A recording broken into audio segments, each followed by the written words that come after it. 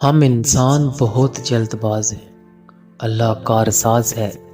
یوں مایوس بیٹھے رہنے سے کیا ہوگا؟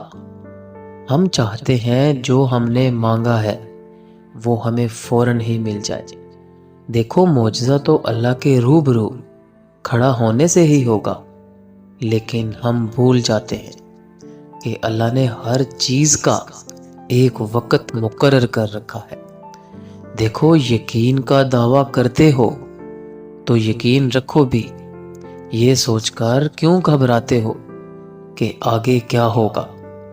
نہ اس وقت سے پہلے کچھ ہو سکتا ہے اور نہ اس وقت کے بعد۔ جیسے بیج کو درخت بننے میں سینکڑوں سال لگ جاتے ہیں، دیکھو ایسا بھی تو ہو سکتا تھا نا کہ جیسے ہی آپ بیج بوتے ہو ویسے ہی درخت باہر نکل آتا، لیکن ایسا نہیں ہے کیونکہ وہ اللہ کا مقرر کردہ وقت نہیں ہے۔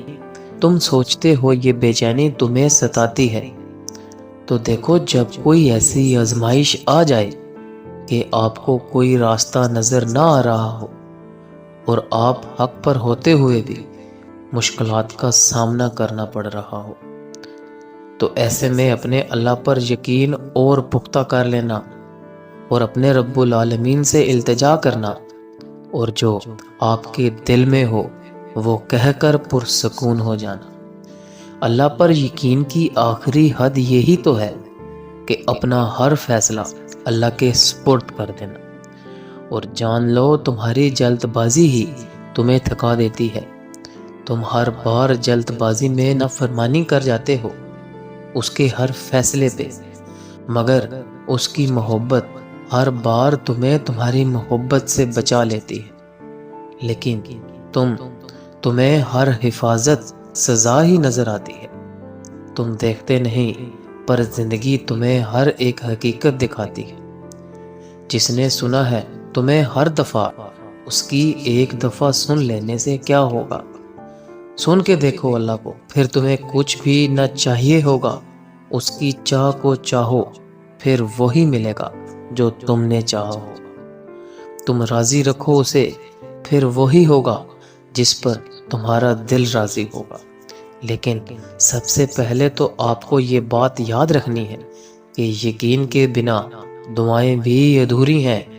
دعا سب کچھ کر سکتی ہیں، جو مانگ رہے ہو وہ تمہارے لیے دینے کے لیے ناممکن ہو سکتا ہے، لیکن جس سے مانگ رہے ہو وہ تو بادشاہوں کا بادشاہ ہے، جو اس پورے نظام ہستی کو چلا رہا ہے، جس کے حکم سے سورج نکلتا اور ڈھلتا ہے، جس کے حکم سے صبح شام میں پھر شام رات میں بدلتی ہے، جو تمہیں آج تک سنبھالتا آیا ہے، وہ کیسے تمہاری دعائیں قبول نہ کرے گا؟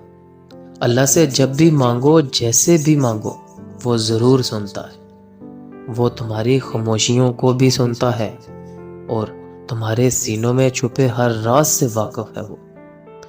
بس تم کامل یقین سے مانگو، پھر دیکھنا تمہاری دعائیں خود ہی قبول ہوتی ہوئی نظر آئیں گی آپ کو، خود ہی معجزے رہنما ہوتے نظر آئیں گے آپ، اور پھر سب کا سب تمہارا جب تمہارا کارساز اللہ ہوگا۔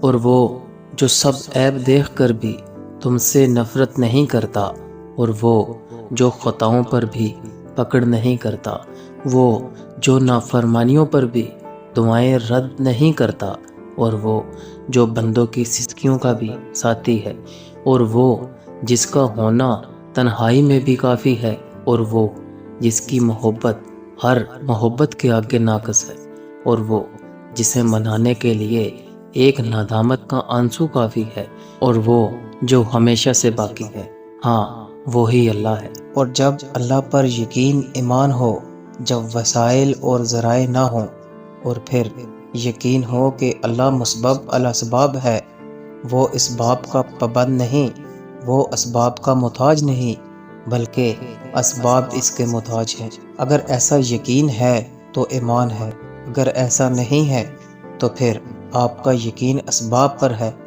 وسائل پر ہے۔ اس وقت کہاں راستہ تھا جب موسیٰ کے سامنے سمندر اور پیچھے فرعون کا لشکر تھا؟ وہاں تو یقین نے سمندر کو بھی راستہ دینے پر مجبور کر دیا۔ جہاں کہیں بھی تم ہوتے ہو اللہ تمہارے ساتھ ہوتا ہے، لیکن اس کا یقین قائم ہو جائے پھر دنیا کی کوئی طاقت تمہیں ہرا نہیں سکتی۔